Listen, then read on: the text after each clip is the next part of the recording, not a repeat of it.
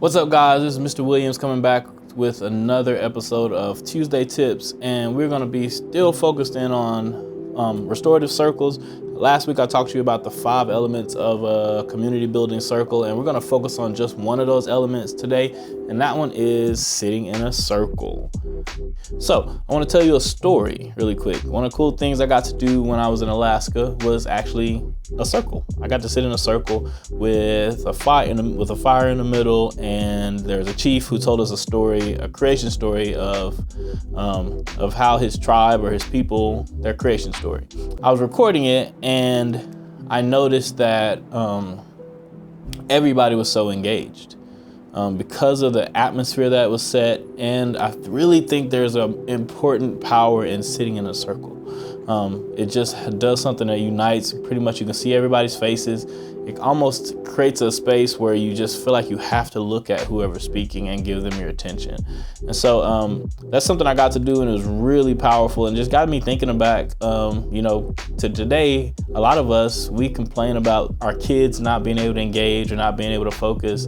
This is a time where they can practice being able to do that and learning how to do that, because a lot of kids today don't sit at a table like some of us did and talk to their parents.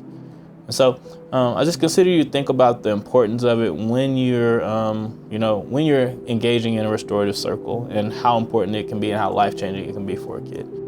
So I want to give you guys my activity that I'm going to do with my cell class this week, and you can either use it or do something else. Totally up to you.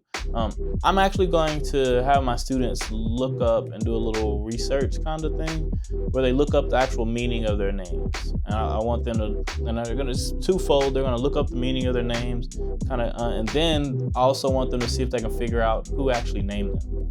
And so they're gonna have to go do a little bit of homework and ask them questions of their parents or grandparents or whoever the person is, see if they can figure out who named them and how they got their name. And I think there's a lot of importance to this, just because it's good to know your history and the history of you as a person. And so I want to tell you a story about how my sister, my baby sister, got her name. Her name is Akiko, and my dad is the one who named her. And this is the story behind that. My dad went to college with a girl from China, I do believe, whose name was Akiko. She was a classmate of his, and she was really nice. And he also just loved the name because it was really unique.